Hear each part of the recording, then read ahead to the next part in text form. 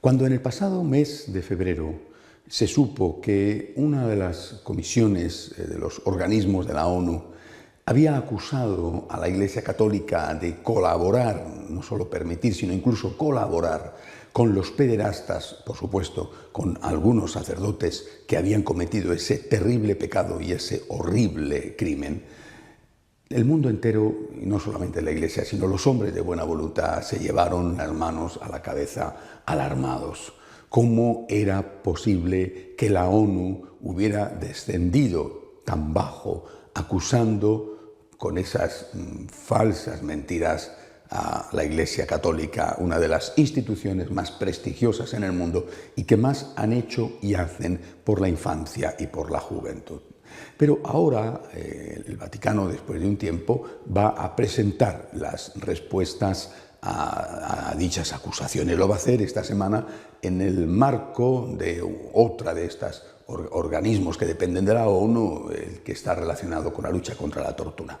Y al hacer públicas las respuestas se ha visto con detalle cuáles eran las acusaciones. El Vaticano hace muy bien en defenderse, da argumentos que son convincentes, pero resulta casi ofensivo tener que defenderse de cosas así. Por ejemplo, la ONU dice tranquilamente y sin aportar ningún tipo de prueba que la Iglesia Católica es responsable, dice literalmente, de cientos de miles de violaciones de niños, de cientos de miles. No aporta ninguna prueba, lanza una cifra tan espeluznante como esa, cientos de miles. Añade, además, que tiene una organización anacrónica y que esa organización es colaboradora, es decir, que es no solo permisiva, sino que favorece la organización de la Iglesia la violación de menores.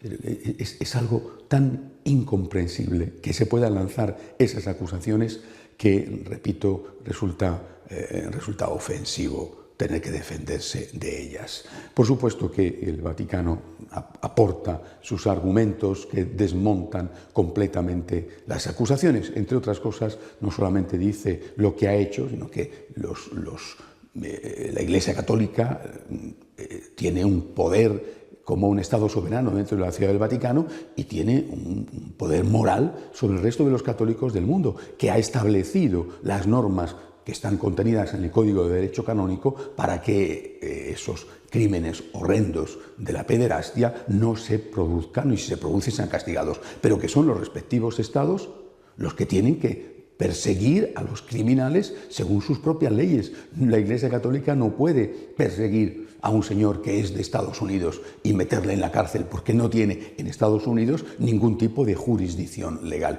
Más aún, anima a los estados a que persigan esos crímenes. Pero también dice, nosotros hemos hecho un ejercicio de transparencia. ¿Dónde está ese ejercicio de transparencia por parte de los respectivos gobiernos?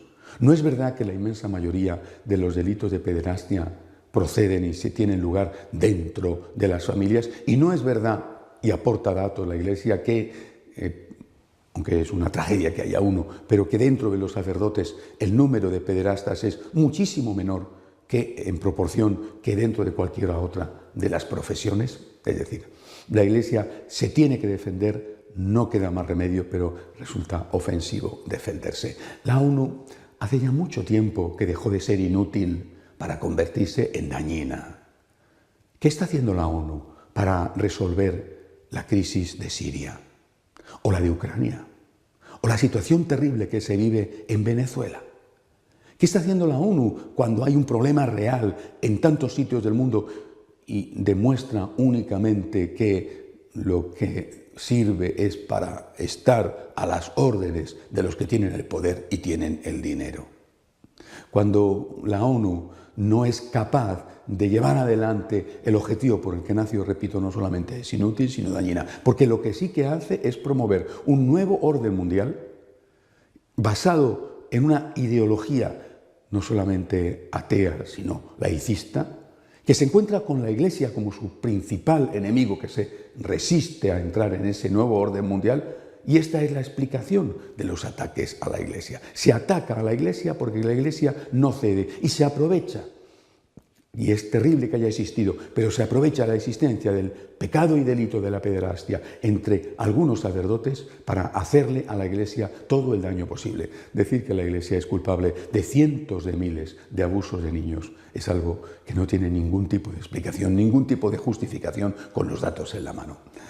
Yo creo que a estas alturas el Vaticano, además de defenderse, quizá tendría que plantearse dejar de ser un observador permanente ante las Naciones Unidas, porque esa institución tan desacreditada, esa institución recibe de la Iglesia una cierta cobertura moral con su presencia. Esto ha sido una gota que ha desbordado un vaso. La Iglesia tiene que plantearse si merece la pena estar en un foro donde no solamente no se hace nada para resolver los verdaderos problemas, sino que se la acusa con total impunidad, dañando su imagen. Recemos, como siempre, por la Iglesia. Hasta la semana que viene, si Dios quiere.